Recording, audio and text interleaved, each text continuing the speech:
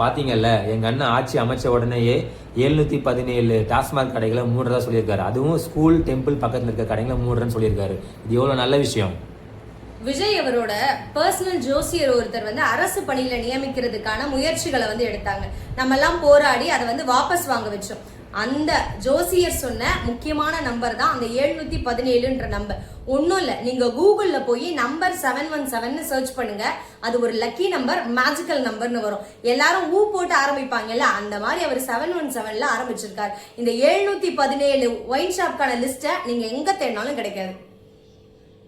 இல்லையே, நாங்க எல்லா நியூஸ்லயும் நடுநிலை செய்திகள்லயும் வீடியோஸ்லயும் பார்த்தோமே, சில டாஸ்மாக் ஒயின் ஷாப்லாம் மூடினதா செய்தி வந்துச்சு.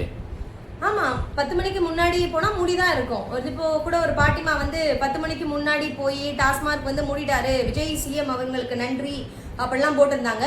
காலங்காலமா தமிழ்நாட்டுல டாஸ்மாக் எல்லாம் 12 மணிக்கு மேலதான் ஓபன் பண்ணுவாங்க. அது இல்லாம சில கவர்மெண்ட் டாஸ்மாக் எல்லாம் க்ளோஸ் பண்ணிட்டு பக்கத்திலேயே பிரைவேட் பார் எல்லாம் ஓபன் பண்ணிருக்காங்க. இதுதான் நடந்திருக்கே தவிர உருப்படியா எதுவும் நடக்கல. அது எப்படிங்க பிரைவேட் பாரை ஒரே நாள் ஓபன் பண்ண முடியும்? கரெக்ட் தான், லைசன்ஸ் இருந்தாதான் பிரைவேட் பாரை ஓபன் பண்ண முடியும். ஒரு பிரைவேட் பாரை ஓபன் பண்ணணும் அப்படின்னா FL2 அப்படின்ற லைசன்ஸ் தேவைப்படும். லைசன்ஸ் இருந்தா மட்டும்தான் ஒரு தனி நபரால பிரைவேட் பாரை ஓபன் பண்ண முடியும். கடந்த 5 வருஷமா கிடைக்காத லைசன்ஸ் ஒரே நாள்ல போர்க்கால அடிப்படைன்னு சொல்லுவாங்கல்ல, அந்த மாதிரி போர்க்கால அடிப்படையில அவங்களுக்கு எல்லாம் லைசன்ஸ் கொடுத்து ஒரே நாள்ல பிரைவேட் பாரை ஓபன் பண்ணதுதான் இந்த டிவிகே அரசோட மிகப்பெரிய மாற்றம். ஒன்னோ ரெண்டோ ஸ்கூல் காலேஜ் பக்கத்துல இருக்கிற டாஸ்மார்க்கை மூடுறது நல்லதானே நம்மளுக்கு? உங்களுக்கு நான் ஒரு 2 இன்சிடென்ட் சொல்றேன். ஒன்னு, மதுரையில ஃபாத்திமா காலேஜ்க்கு பக்கத்துல, அதாவது 100 மீட்டருக்குள்ள இருக்கு ஒரு ஒயின் ஷாப், நல்லா சேல்ஸ் ஆகுற ஒரு ஒயின் ஷாப். 200 மீட்டருக்கு தள்ளி இன்னொரு ஒயின் ஷாப் இருக்கு, அது சேல்ஸ் ஆகாத ஒயின் ஷாப். அப்போ நீங்க பள்ளிக்கோ காலேஜ்க்கோ பக்கத்துல இருக்க ஒயின் ஷாப்பை க்ளோஸ் பண்ணணும்னா எதை க்ளோஸ் பண்ணிருக்கணும்? அந்த 100 மீட்டருக்குள்ள இருக்கிற ஒயின் ஷாப்பை தானே க்ளோஸ் பண்ணிருக்கணும். ஆனா அதை க்ளோஸ் பண்ணாம 200 மீட்டர் தள்ளி சேல்ஸ் ஆகாத ஒயின் ஷாப்பை க்ளோஸ் பண்ணிருக்காங்க. இது ஒரு இன்சிடென்ட். இன்னொரு இன்சிடென்ட், நாமக்கல்ல ஒரு பிரைவேட் பார் வர்றதுக்காக ஒரு பள்ளிக்கூடத்தை மூடுறதுக்கான முயற்சியை அரசு அதிகாரிகள் ரொம்ப வேகமா செயல்படுத்துறாங்க.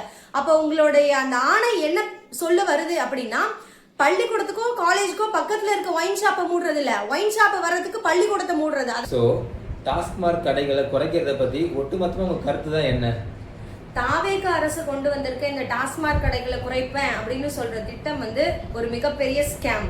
ஆக்சுவலா இவங்க ஆட்சிக்கு வர்றதுக்கு முன்னாடி திமுக அரசு பாட்டிலுக்கு 10 ரூபாய் அதிகமா வாங்குறாங்க, அந்த 10 ரூபாய் எல்லாம் செந்தில் பாலாஜி அவரோட வீட்டுக்கு தான் போகுது அப்படின்னு சொல்லி, இதுக்கப்புறம் நாங்க டாஸ்மாக் கடையெல்லாம் மூடிடுவோம், அதுவும் ஒழிச்சிருவோம் அப்படின்னு சொல்லி தான் அவங்க ஆட்சிக்கே வந்தாங்க. ஆனா ஆட்சிக்கு வந்ததுக்கு பிறகும் பாட்டிலுக்கு 10 ரூபான்றது 20 ரூபாய் வரையும் வசூலிக்க ஆரம்பிச்சிட்டாங்க. அப்போ இந்த பைசா எல்லாம் விஜய் உங்க வீட்டுக்கு தானே போகுது. எங்கெல்லாம் இவங்க டாஸ்மாக் கடையை க்ளோஸ் பண்றாங்களோ அந்த இடத்துல எல்லாம் இமீடியட்டா பிரைவேட் பாரை ஓபன் பண்றாங்க. யாருன்னா இந்த பிரைவேட் பாரை ஓபன் பண்றாங்கன்னு செக் பண்ணி பார்த்தா அவங்க பெரும்பாலும் தாவேகா நிர்வாகியா தான் இருக்காங்க. அப்ப இவங்களோட நோக்கம் என்ன? மது கடைகளை குறைக்கிறது இந்த ஸ்கீம் கிடையாது.